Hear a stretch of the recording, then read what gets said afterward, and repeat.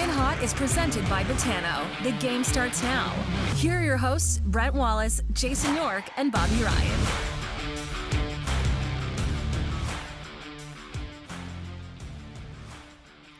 The Coming In Hot show, as always, spanning across North America this week. Jason York in Mexico, Bobby Ryan in the United States, and me in Ottawa. We continue, however, to bring you home to the Ottawa Senators. Gentlemen, hi. I got to get right to this question for you, Yorkie, because I never know if the Wi-Fi is going to work. Can you explain the wardrobe malfunction of your bartender last night? Oh, Raphael. Okay, so first of all, I am in Manzanillo, Mexico on vacation. Yesterday, this is Raphael. He's the bartender. He does everything at the house we're at. There's four couples here. So last night he comes over to the house and I see him strut around the corner. I'm like, where the hell did you get this shirt? So I guess the people that own the house here, one of them is a Leafs fan, and they gave him this shirt because today, I've already looked. I got to go try and find an Ottawa Senators shirt so he can wear it tomorrow night for the game because he bartends every time we're watching hockey at night. But what are the chances? Like, we are in probably the most southern point of Mexico, and we see a guy with a Leafs shirt, and he's our bartender. Like, what are the chances? Unreal. Crazy. Yeah, I don't think you're not going to have much luck, but I love the effort that you're going to go look. I'll say this, though. He's excused because he makes an outstanding pina colada, fellas. Outstanding. that gets rid of a lot of problems, doesn't it? There you go. Yes, it does. Hey, yeah, there you go. There's a lot of Toronto Maple Leafs that serve drinks in the first round of the playoffs every year. So if you understand what I'm saying. Oh, not uncommon. Wow. Not uncommon to see a guy serving drinks in the spring. So good luck, Yorkie. You can just bill Bobby if you find a jersey or anything with Ottawa Senator paraphernalia on it. If you find it, I'll pay for that all day long. Wally, I need your arts and crafts skills here, Wally. I'm gonna attempt to make him one. I'm gonna find some tape. I'm just gonna put Sens on a T-shirt. All right, I like that. Good luck. It is funny to see him walk around the corner wearing a Leafs golf shirt. Oh, I will say that. I'm glad you're having a good time. The Sens are having a good time, or at least they did last night against the Florida Panthers, which Bobby and I correctly predicted would be an Ottawa victory. And Bobby, I'm going to let you go first and how you what you thought of that game, because it was vastly entertaining. I will say that. Yeah, it was a good game. The pace got really slow there for a little bit. I guess if you want to call it a period, the second period just wasn't a great period to me. It was kind of a tough watch. And you know what? I should say this. I know we talked about the Sportsnet side of things. I had to watch the Panthers broadcast. And you would have thought these guys were on South Beach having a time because they were terrible. So I was continuously freezing and going back in and out. So I got the game, and we had internet problems down here all night. But I did think it was a good game. I particularly thought Chabby and Brannstrom played well. And some of the top guys didn't have their best nights, but Brady played well. They controlled a lot of the pace. They did. I don't know what the shots ended up being or what they were outshot by, but they kept the second and third chances down. They did everything right to win at home against a team that really I thought was going to come out with a lot more than they did. Barkov was okay. Barkov tried to take over the game there in the later stages and made some really, really heady plays. But at the same time, there's just that team's got a lack of finish going on over there right now. It was a good win. It was a really good win. Yeah. Pun intended. I forgot Barkov is a Finn. Wally, you and I predicted the Sens were going to win, but Bobby went with Florida. I was going to say, I think I went with Florida. Oh, is that? Oh, yeah. I apologize. Yeah. I knew one of you two picked the. Okay. Sorry. I just thought I'm allowed to. I thought they'd come in with a lot more piss and vinegar. Hey, how about that Forsling player? That guy's a player, man. Hey, he's really good. He looks good. So, Bob, you were taking the only reason I picked first, and Bob just went with Florida. I knew you were thinking Sens too. I'm just I was. They had the Sportsnet broadcast here, so I watched the whole game. here's what, in my opinion, this is how Ottawa won the game. They got 3 power play goals. Three power play goals, and to me, this has kind of been the theme of the season for them. Their power play is just so friggin' good. And 3 last night, and Sogard made a bunch of timely saves. And Florida's so inconsistent right now. There's just something missing there right now. They should have been better. But hey, if you take penalties against the Ottawa Senators, they're going to score, especially at home. And here's my other thing, watching them. It's almost like the pressure, a little bit of that edge of the pressure has been taken off. Because on that Western road trip, when they had to win those games, when they had key moments in games, squeezing the stick a little tight, just the moment just kind of got the best of them on that Western road trip. Now they come home, the damage has been done, you exhale, and I'll tell you, this is the message, guys. All we can do is just play hard, and hopefully we run the table, and maybe 93, 91 points is enough to get in. That's exactly what they're saying, and it's unfortunate that this is how you learn, right? This is how you learn, and now they have to remember this is the feeling we need to play with when those real big games like Vancouver and Edmonton and Calgary, when those games are on the line, we need to take a breath and remember what it's like to take advantage. And hey, that's what happens with young teams. And that's why you see teams like Montreal last night beat Buffalo. Montreal wins because right now, hey, the damage has been done. We've missed the playoffs. Now there's no pressure. So anyhow, it'll still be exciting down the stretch here. I want to get to that Montreal later in the show if we can, but there's a couple players that played really well last night. I thought you talk about Matt Sogard, 3 straight games now for him with a save percentage, almost 940, I think between 930 and 940, 943, 931, 941 his last 3 games. He's played pretty well, but Erik Brannstrom, who is generates a lot of conversation, we'll say, looked really good, and I don't know how the goal was taken away for him for Brassard. Brassard's facing the other way. I don't believe he tips that shot. But anyway, Yorkie, you had a tweet yesterday about that. And so I'm just, if you would like to elaborate on your tweet, here, I'll read it for you. I know everyone loves Branny, and I do too. I think he can be a top 5 on a less deep team, but here's the thing. Sens are 2 years away from taking a shot. If he's not in top 5, you don't keep an undersized D-man to be a PK depth guy if you're serious about winning in the playoffs. So yeah, here's the thing with Brannstrom. I think he's playing really well right now. I think he's an NHL defenseman, but I think he's miscast in Ottawa. And for me, look at a guy, and my point of the tweet before that, he's playing so well right now that there's going to be a lot of teams in the league that take notice of Erik Brannstrom. And I got so many replies last night. One of the guys like, well, what team's he going to play for? If you go look at a team like Anaheim, he's in their top 4. If you look like a team like Arizona, he's in their top 4. Look at the Montreal Canadiens for that matter. There's Columbus Blue Jackets. My point with Brannstrom is if you look at the rest of the blue liners on this team, you're not gonna get much for a Bernard Docker, for a Lassie Thompson. They're more of nobody knows what they're going to be yet, and they just went and gave a $600,000 signing bonus to Tyler Kleven. Tyler Kleven is going to play for the Ottawa Senators, and sooner than later. It might not happen right away, but 2 years from now, where are you projecting Tyler Kleven to be on this team? I am looking at him at least as a number 5. Bobby and I said it yesterday. He's something they don't have. He's big, he's strong, he's rangy.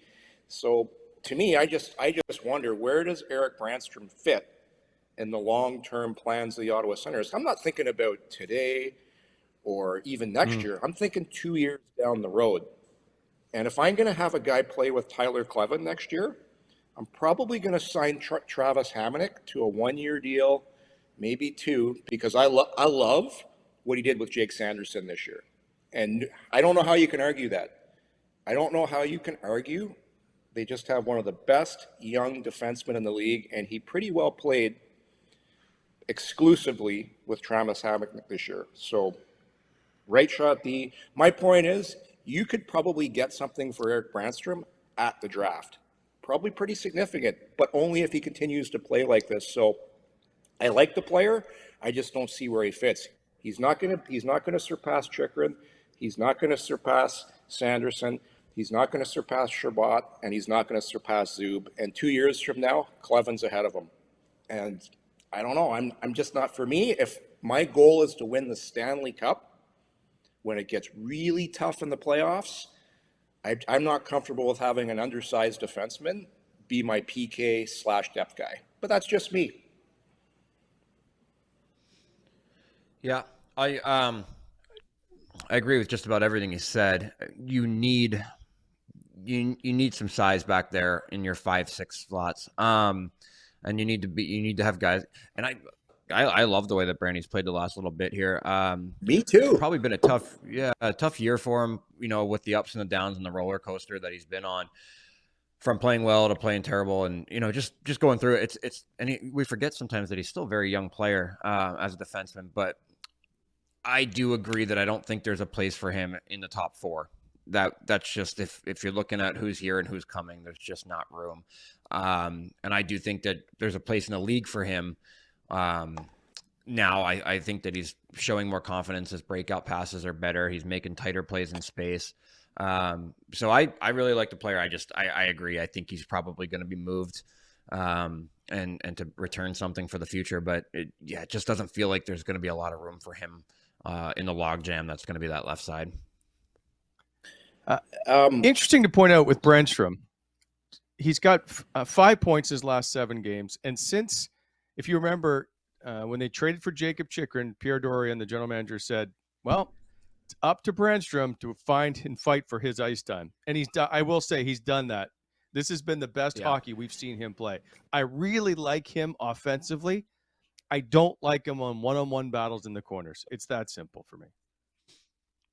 So Wally, was was he fighting Jacob Chychrun? Was he fighting Jacob Chychrun for ice time last? Where was Chychrun last night? He's not playing. Like, that's the thing. The only way, he's looked good though. He's taken that time. He's been told and you need to step. He's stepped up his game. That's all I'll say. Yeah, no, hey, listen, I can't argue with that. He's played really well. My point is, because he stepped it up, now you could actually get something for him. I just think he can play in the league and be on a team where his true skill set is utilized. And perhaps there's some smart hockey players, people out there that can see that, because I'm sorry, he's not a PK guy on a top team that's going to win, that's got a chance to win the cup in 2 years. He's just not.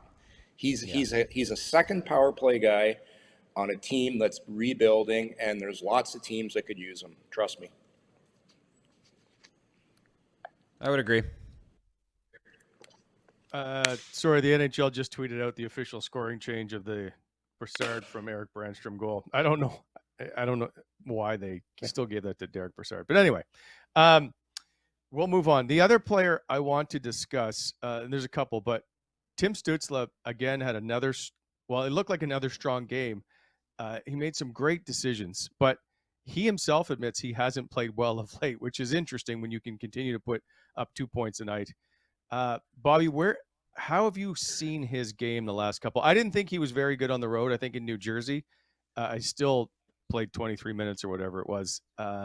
Special players certainly get a leeway, but I will agree with him. I don't think he's looked fantastic at times.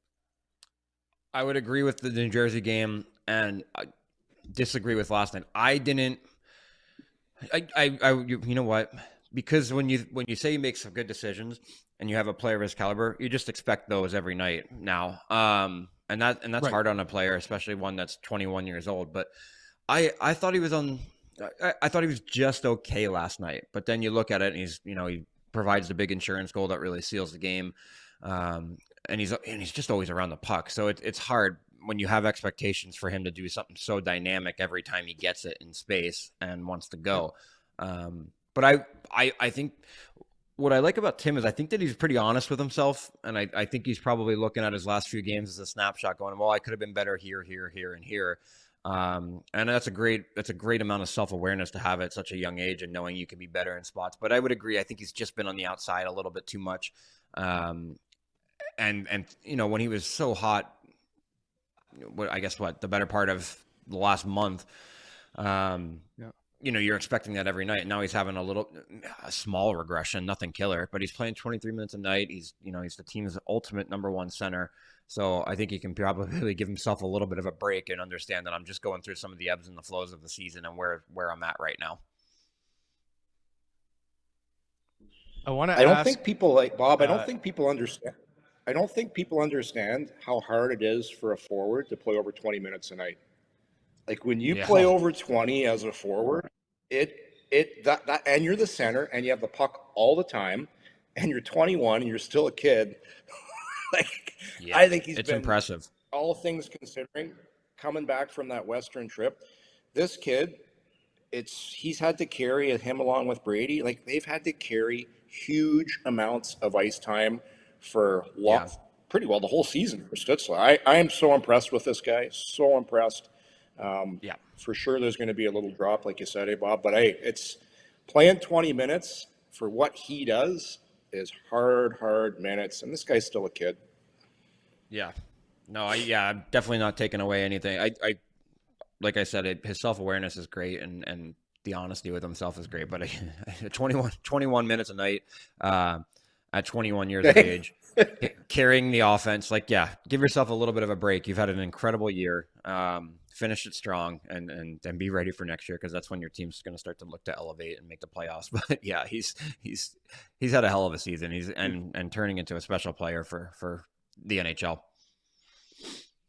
11 straight games over 20 minutes, mostly over 21. 13 of the last 14 over 20 minutes a night. Yeah, as you say, unbelievable. It's a lot of minutes. 19 points though in his last 14 games. Bobby, I just want to, as a skilled offensive forward, he comes down the right side and cuts across the middle with a simple little, I'll say twitch of the stick, if you will, and then he has the shot on goal in the slot. How hard is that play? He buys himself space so well, and defensemen know that he can turn those jets on. So it is a hard play. He makes it look so easy and effortless. It's kind of annoying, I got to be honest with you, because I never had that. I was never able to do that. But it's the way he buys himself space is what I find the most incredible. It's just that simple little movement, that simple little shoulder fake to get 5 feet and across. So it's I'll say this, it's a much harder move and play to make than he makes it look like, because it seems so effortless with him sometimes. And that's his edge work's incredible. I'm watching the game here last night in Manzanillo, and I've got my 3 buddies on the couch, and they're not hockey guys, and all they can talk about is like, what do you call that? Is that like, I'm like, that's his edge work, and they're just watching how he skates, and these are just casual hockey fans, and they're just like, this is a guy I would pay money to watch, and this is like, these are buddies of mine that go to the games, they have season tickets, and they can't stop talking about Tim Stützle, and this is just watching him on TV. So Bobby, you said something there, and as a defenseman, I think we talked about this about 5 shows ago. If Tim Stützle has the puck, and he's coming down on me, I got to think of a variety of different things. Number one, he can beat me with speed to the middle. He can also shoot it through me. He can also pull up and hit a late guy. This is the other thing I love about him that not a lot of forwards do. He'll drive me wide, stick his leg out, and cut to the net too. Like, he's got it all. And as a defenseman, I end up just backing up because I don't want to look stupid. And I give this guy all kinds of time and space. So that's what I love about him. He's got a little bit of a fearless factor in his game that I really love about him. Yeah, he does. He's got so many ways to be. Bobby, and that's, I said this a while ago. Defensemen just make business decisions. Shoot it through. Right? I'll screen my own goalie. Yeah, it's either me or you back there, bud. It's not going to be me. I know you guys both talked to former players, and Bobby obviously more current. Is Tim Stützle a topic of conversation in the league as he is outside of it? Do we know? A couple guys that I've played with in Ottawa have brought him up when we talk about the Sens and where they're at. And it's unanimous that everybody's just so impressed by him. I guess that's all I'll say. Nobody really goes into detail. We just, when I talk to some of the guys, we'll talk about the game and a player on the ice if they happen to be watching. But everybody brings Stützle up and just says how dynamic he is and how good he's gonna be. Because this guy's not even done growing and getting stronger yet. So it's gonna be very, very scary. Yeah. I'd like to ask about the Drake Batherson play because it drew a lot of attention last night. The pass over to Yorkie's number one player, if I'm not mistaken. Was that not Alex DeBrincat? Yeah. That pass on the anyway. That whole so play. He jumps off the bench.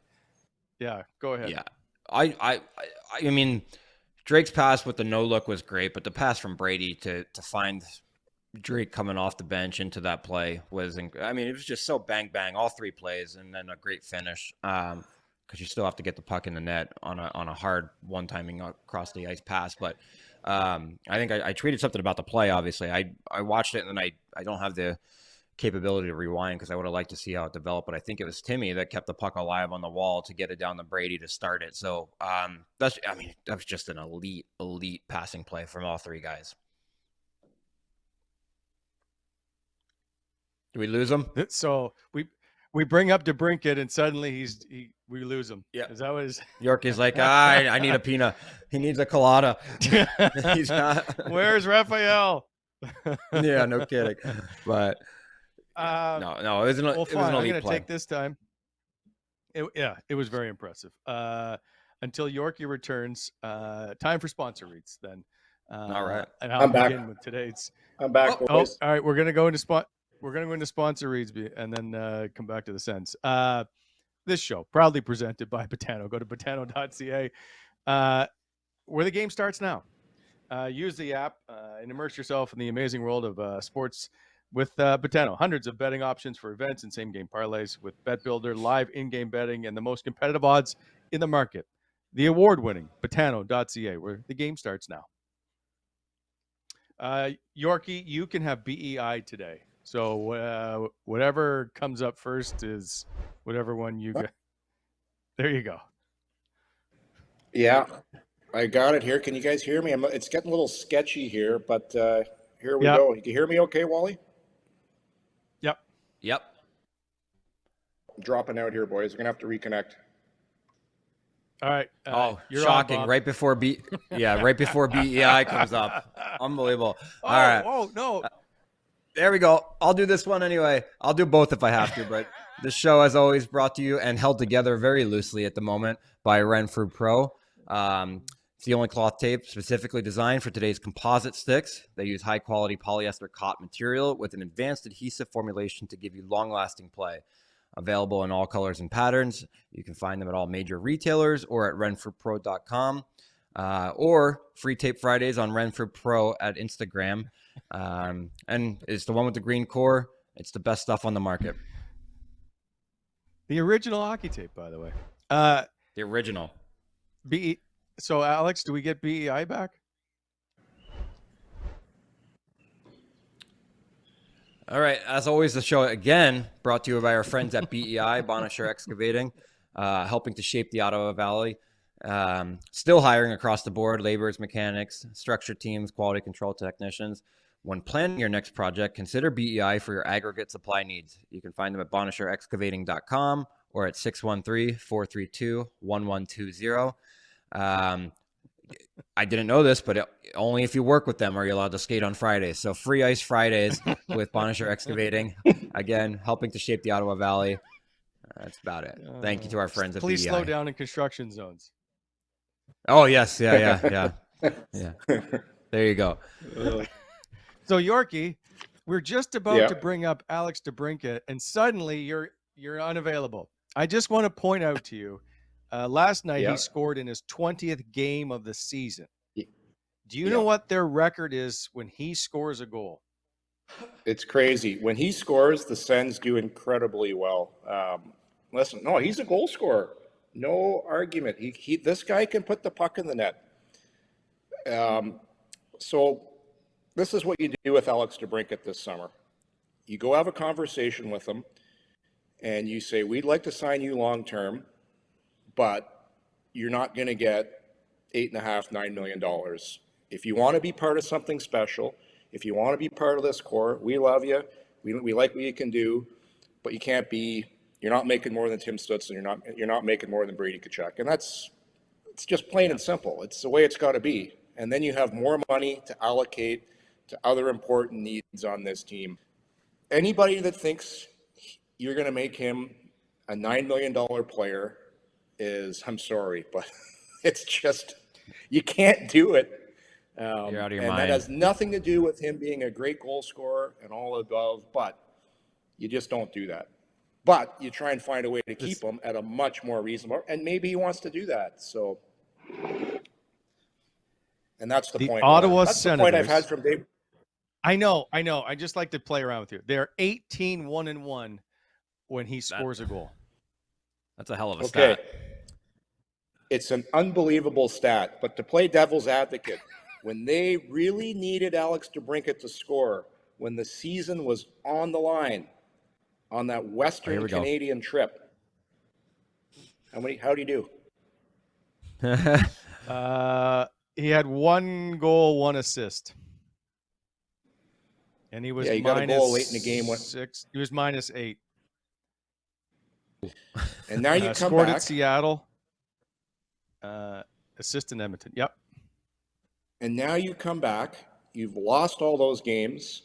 You're now playing in a similar situation in what it used to be like in Chicago all the time, when you knew you weren't making the playoffs and there's not as much pressure anymore. Sound familiar? Okay, I'm moving on. Quickly, I meant to bring this up earlier. I had the popcorn out. I thought we were getting into it. I'm moving saving on this for the summer. All right. Which D is going to play on the right side? So, right, you've got everybody says, well, you're just going to have to move someone over. So you got Chychrun, Sanderson, Chabot, and Kleven all on the left. Somebody, if they're all playing, is moving to the right. Now, if Chychrun stays out, it's a moot point. But yeah, and I guess you can put Brannstrom into that. Well, I mean, he's number 5 out of 3 spots. Who plays on the right side? Yorkie, you're the D. Yeah. So coming up, I like Brannstrom on the right side. I like Chabot on the right side. I think both those guys are talented enough to do that. I'm leaving Sanderson on the left side. I'm not messing with him. So for me, I'm probably moving Brannstrom over to the right side. He's wanted to do it before. I think he can do it, no problem. I like that. You got a guy that ultimately asked to play the right side as a left-handed defenseman once upon a time. So if he's comfortable, that's my first step, and we're going to see how he handles that, and then I would go from there and reassess. But I don't want to take away. You don't mess with Sanderson in the year that he's had. And Chychrun sounds like he's going to be out anyway. But so I do think it'll be a moot point. But almost all of those guys have the capability to do it. I would just start with Brannstrom. So at training camp next season, you've got Chabot, Sanderson, Kleven, and Chychrun. Now, I understand Kleven can go down, and he's on a 2-way contract. I get that. But let's just say all 4 guys deserve to play in the National Hockey League. Are you putting Thomas Chabot on the right, who's barely played that spot? I'm not. No, I'm not moving. I'm not moving Chabby, Sanderson. I'm starting that way. I would start with those guys on the left, and then you go trial and error and see who looks somewhat comfortable over there, who doesn't. You just gotta work within what you got and do it. But I would start, if Brannstrom's back, I start with him and go from there, because he's a guy that's always said he likes it over there anyway. Yeah. So for next season, Hamonic's on the last year of his deal, right? If he's going to stay, he needs a new contract, correct? Yes. Wally? Yes. Correct. I think you can get Hamonic at a huge discount for next year. I think you bring him back on a very short-term deal. I love what he did with Sanderson this year. I think he did a great job. And he gives you, to me, he's not a top four. I'd love to see him as a 5'6". As a 5'6". Yeah. I'd like to see Chychrun on the right side, because Chychrun, you get his stick in the middle of the ice in the offensive zone, he's got the best snapper / wrister of all the defensemen. You don't have time to take slap shots in today's NHL. You get Shabbat and him playing together, whoever it is, and you slide it across to him in the offensive zone, he's bringing that bomb to the net in a hurry. We saw the one shot, that one wrister he scored on in one of his first games. I would like to see that in the offensive zone. He's played a little bit of right before, so I'm going with Hamonic in my third pair, mentoring a Tyler Kleven next year, and then I'm going with probably Zub and Sanderson. Then I'm going Shabbat and Chychrun on the right side.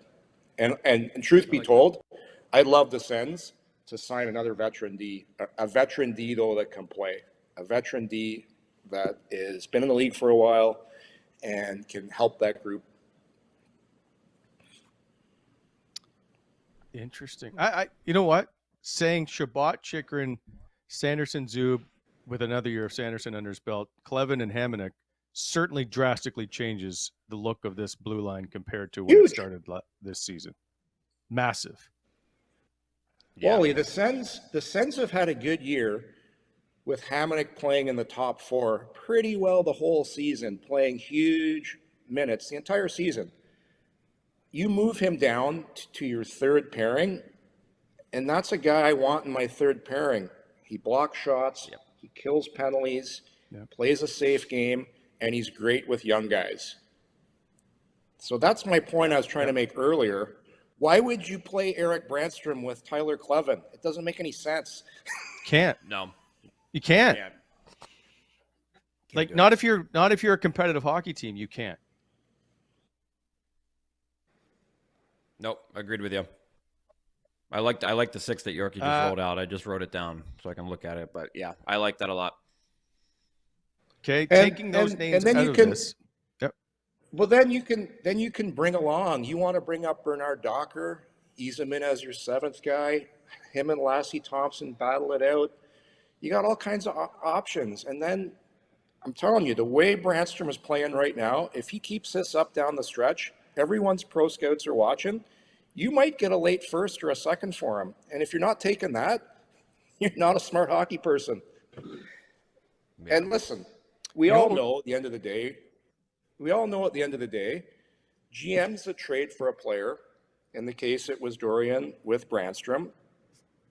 Like, depending on what happens with the new ownership, when it happens, if it's a new general manager, you're no longer going to have the attachment to that trade. So we'll see what happens. But that's just what I would do with my 60. And we'll get to ownership in a sec. As we're seeing with Kleven arrival, possibly, perhaps some of those older draft picks like the JBDs and Lassie Thompsons and Brannstrom are getting passed, right? That happens in the National Hockey League all the time. If you had a choice to pick between Erik Brannstrom and JBD as like your seventh D or one to hold on to, which one are you keeping? And I'm going to say same money. Okay. You know what? I'm probably keeping JBD because I know that I can flip Brannstrom for a little more than JBD's worth in someone's eyes around the league right now. And I like the fact that you do have another righty waiting in the wings. I think it's important to have righties. Maybe not all the time in the lineup, but guys that you can call up that can play a different role as a right-handed shot defenseman. They just don't grow on trees, right? Yeah. As we've talked about all year. Yep. Yeah. The thing I like about Bernard Docker, is he's a different player too than from your top four. Like, he's not really a puck mover. He is a puck mover, but he's more of a guy that, well, you'll like this. He'll punch you in the face. He'll be mean on you. He'll be hard on you. He's got some leadership qualities. You talk to anybody that drafted him, like, this guy is a leader, right? And he's a guy that's going to play hard. And it's a right shot too. So I would keep Bernard Docker, especially if I can get more for Brannstrom in a trade. Lots of excitement in the rink last night. One with the Brady's Better chant, which was always exciting. Listen, the fans in Ottawa have always been fantastic. So the knock on them all the time was always disappointing for me because they were protesting basically ownership and not this group of hockey players. But what I'm getting at is the Gary Bettman's in the building. There's lots of sales stuff going on. There is some talk. I just want to address some of the things I'm hearing on social media. There's a concern about, well, we don't know if this group is going to move the team, and we want this group because they're not. The team is not moving. I don't know how to say this any clearer. And it's not because, oh, well, you watch Gary, he hates Canadian teams. Listen, if you read the bylaws, trying to move an NHL team out of a city is really extremely difficult. You've got to prove there's no ticket base. You got to prove that there's no business community to support. You got to prove all these things before you can move a team. It's not going to happen. So I saw an argument, well, I want Ryan Reynolds because The Rock would just move the team. Well, I don't even know that The Rock cares to move the team at all. I just don't understand this whole fear-mongering. Can we, people, I'm telling you, the team is not moving out of Ottawa. The downtown arena will get sorted out. I don't believe, I continue to believe it's not going to LeBreton. The more and more this keeps up, even Gary, I think it was Bettman today or yesterday, or it was Mark Sutcliffe, the mayor, I can't remember, said they might build a new arena at Canadian Tire Center and just bulldoze the old building and put up a new one. We don't know what's going to happen. We don't know if it's posturing. I just don't know that it's getting to LeBreton unless they give them more land. Those are just some of the things that are going on. And it says there's 6 groups, which I think we've kind of alluded to who those groups are. None of them, by the way, have local ownership as the main primary owner. So for all those people saying, well, we need so-and-so to own it, none of them have local ownership. Just keep that in mind when you keep saying, well, they're all going to move. Someone's going to move the team. They're all buying the team to keep it here. So I'm just trying to get at some points and dispel some myths. That's all. My rant is over. 100% agree with you, Wally. 100%. It's not going anywhere. Never. I just don't understand that argument. Anyway. Yeah. Finally, last night in the Montreal game, as you two are entertainers, that's why you played the game. You watched Michael Pezzetta score in the shootout.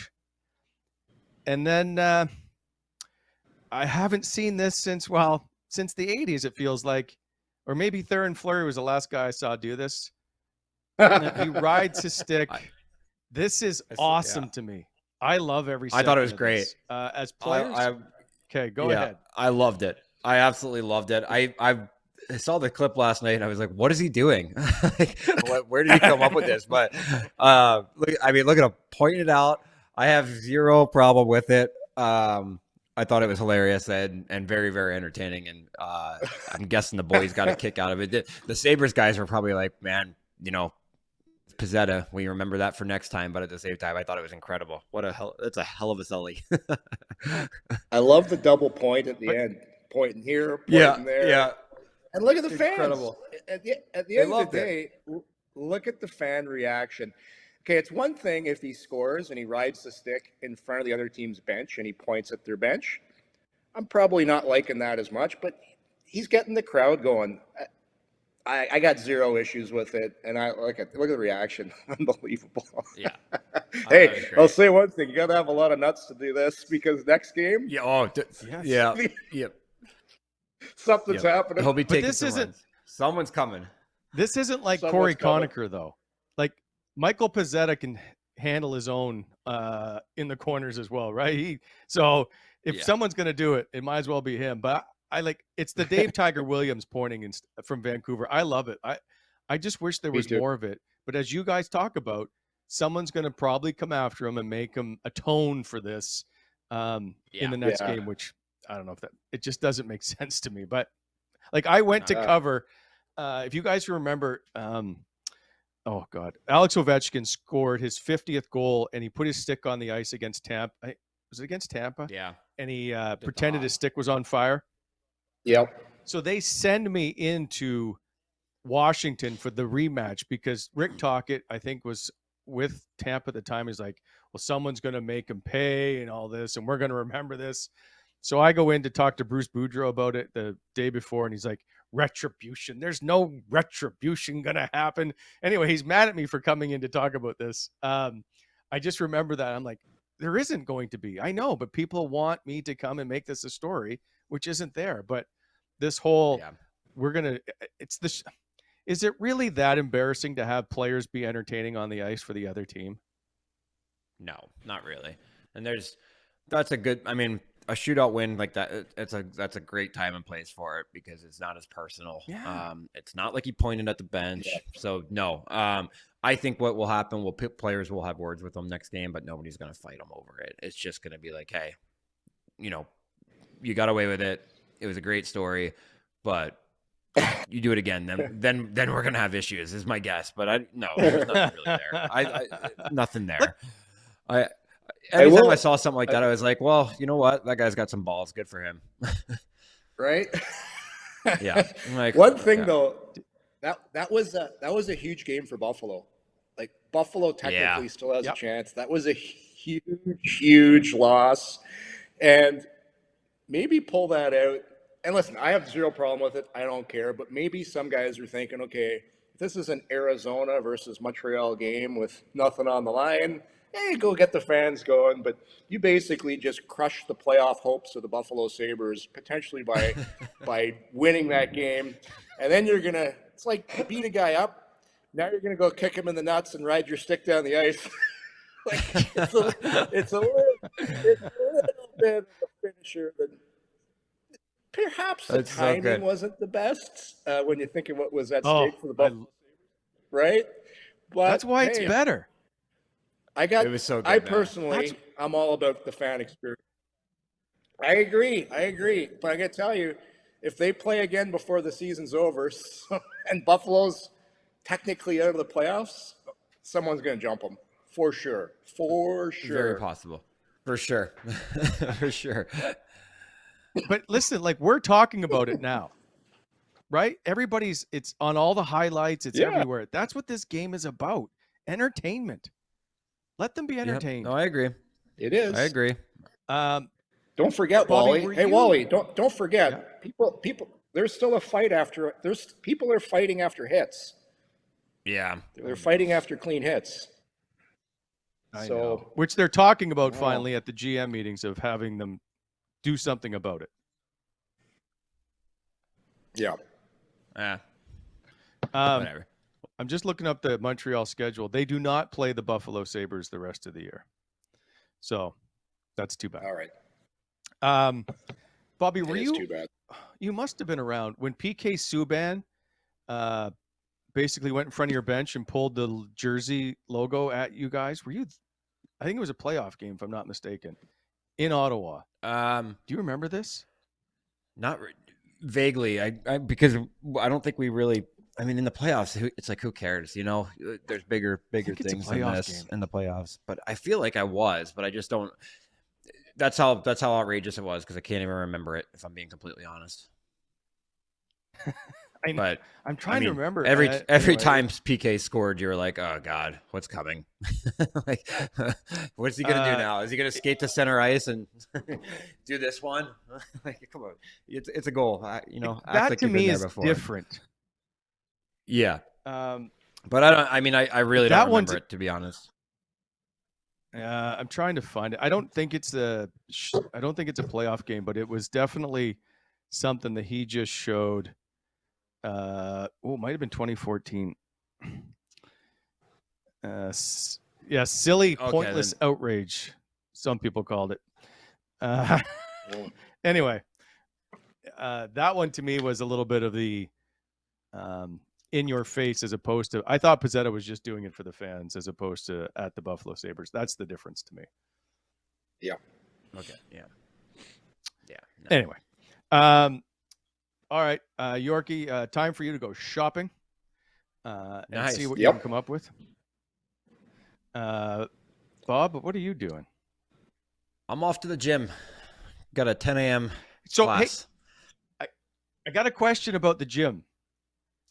Okay. What was your highest body fat percentage when you were playing? Like 11.8. I was never like outrageously I wasn't ever outrageously high because I was so cognizant of it all the time. That like I lost sleep over it all the time and ate like a bird and basically had chicken and salad for every day. Yeah, so I never really got up there, but it was just hard for me to lose it. Like I always carried it right in the dad bod areas, and that's right where they pinch you. I'm like, I'd give anything to carry this differently, but love handles are a thing, man. Thanks, Dad. Now I heard, fuckers. I heard a rumor that you may have oiled up before you did the caliper test so that they couldn't get a very tight pinch. All the time. All the time. There's so many ways to do this, man. I would go rub some shea butter on there and be like, I don't know why I'm so slippery up here. You know, you can't get a good pinch up there. Sorry, guys. I could picture Bobby. Bobby's in the dressing room like a turkey. He's like a big turkey. There's Shabbat basting him. Lower over here. He missed a spot over there. Right on the over there. Chabby, you got to get lower on the back there, bud. But yeah, no, I was always right on that cusp where they're like, oh, you're good, you know, and then like I got down under 10 a few times and felt way worse what I was. So like 10 to 11 was ideal, and I was just always at like 11.2, and it was so frustrating, man. And Shorts, he can tell you, I mean, you work out with him, he could tell you how in my head I was about it, because I would like, and then I would stress about it to the point because of stress. Now it was awful. It was an awful experience, body fat day. Telling you, dad bods never get hurt. Look at the biggest, best dad bod probably of this Phil Kessel. Phil Kessel, and he never gets hurt. There is exhibit A of the dad bod, but he's never in the corners. Yeah, well, yeah. He's never met a corner he's liked, that's for sure. But so, and Yorkie, I heard good thing. Like you were a workout kind of guy. So which leads me to post NHL career. Is it tough to get motivated to work out? I didn't work out for like 5 years after I was done. I don't know about, hey Bob, and if after 5 years, man, you start feeling like a bag of shit, so you're doing the right thing. Don't stop. Honestly, I'm going through it now. I found it very, very easy for the first year because I was like, now I can kind of do things the way I want to do it, and not do the power lifts and things like that. I can lift differently. I can train differently. So I actually enjoyed that process over the last year. But right now I'm struggling because it's the weather. It's the winter months as well, and you're just like, do I need to do this? I'm not doing it. It's purely vanity and mental side of things now, but I have a tough time every day right now getting up and going. Yeah. Starting to see that. You'll appreciate it at 50.